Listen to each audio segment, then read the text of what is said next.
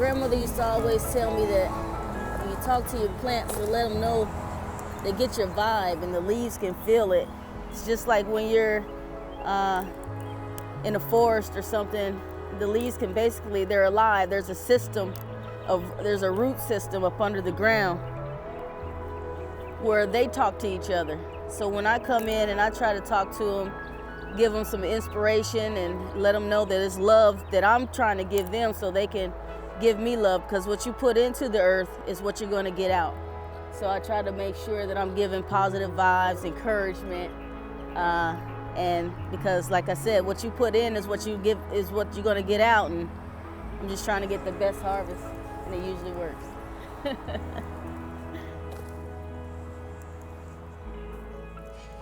This is my beagle, Lotus.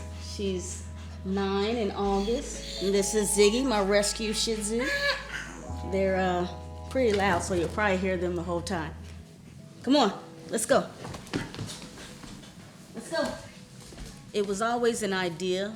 I didn't know exactly how I would go about creating it, but it actually came out of a necessity. When I stopped working for the correction department, I had to figure out very quickly what I was going to do, and very quickly how to continue to provide for my family. And so initially I would always grow produce and post pictures on Facebook and social media, just how anyone else would post a selfie. And the interest was like amazing. And then I would start to sell products, and the interest, continued to grow. So I met Kymisha by an introduction from her wedding coordinator. So I catered her wedding. So ever since then, we've been friends. But Misha if you know her, she's the ultimate foodie. What do we do mostly? We bond through food. All cultures do that. And this is one step further from farm to fork, if you will, especially from my standpoint. So to know where it's coming from, knowing exactly, literally, where it is, who's touching it, who's growing it, and knowing that she's thinking about me when she's growing my plot of land, or she's catering to what I need for whatever, taste I have or whatever preferences I have. She did that for me. It's just not a blind agriculture business. She's doing it with love, from love, giving it with love, bringing it to your doorstep with love. It's always a hug, and a smile. And, she looks forward to seeing that return smile when I'm excited about my produce. And I do, I'm excited because I know exactly what I'm getting, and I don't have to worry about it. We have no control over our food now. So this is one thing where we can kind of take that control back and feel better about, how we're treating our bodies and our lifestyle and how we feel. And it starts with something like this, local. And you see everyone in the world now going back to do everything local, farmers markets and things like that. And Misha's just one step into that. She hit the ground running, actually. The garden is right in the back of one of the largest, what's left of one of the largest housing projects in Cincinnati. And that community is a diverse community. So you have all different age groups. And the community is that's the perfect word for it. It is a community. You can walk the streets. You can, say hi, and people will speak back to you. And it's so awesome because the community is who watches over our community garden. Even though they don't participate in growing, they love that this is available. This is near where they live. And so we have, there's a fence, but we also have eyes watching it, and you pull up and they'll say, hey, someone was over on the west of the garden, or we had to tell some folks to get away from the fence last night. So they're awesome people. They're great people, and they're they understand what we're doing and what our passion is. And once you see that someone has a passion, it's only right, and it's only being a good human to enlighten that and keep encouraging that.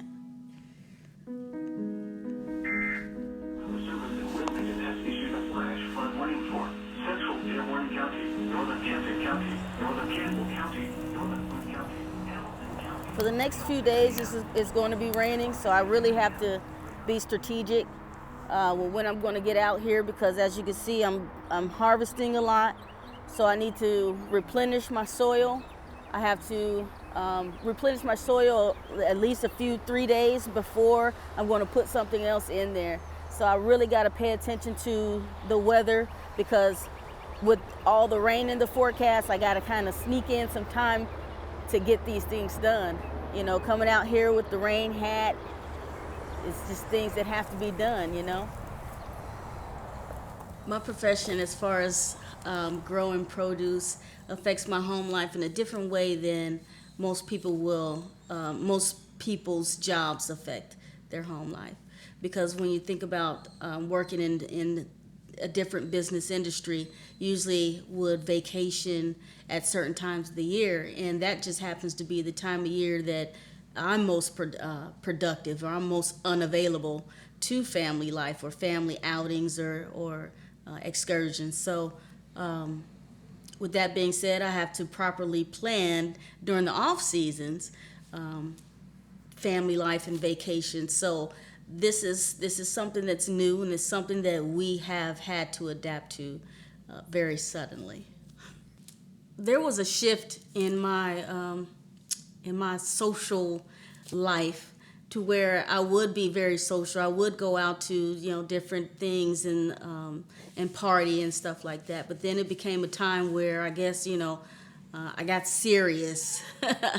The serious part of my life came, and then I stopped doing any type of partying and figuring out what actually brought me joy and not portraying that I had joy. So when I started Fresh Time Garden Group, I needed to engulf myself in the community. So now most of my outings and my entertainment comes in the form of being with fellow gardeners. Well, we're at Ryan Guy's Brewery, supporting a fellow person who loves agriculture, who believes in why agriculture is so important, especially in this environment. He's a local harvester of honey, and he actually got a contract with this local brewery. It's important to get out into the community, especially a community that I live in currently, which is a gentrified area, to maintain relationships with those newcomers and to bridge the gap between the newcomers and the people who've already been here. The person who grows your food is your neighbor.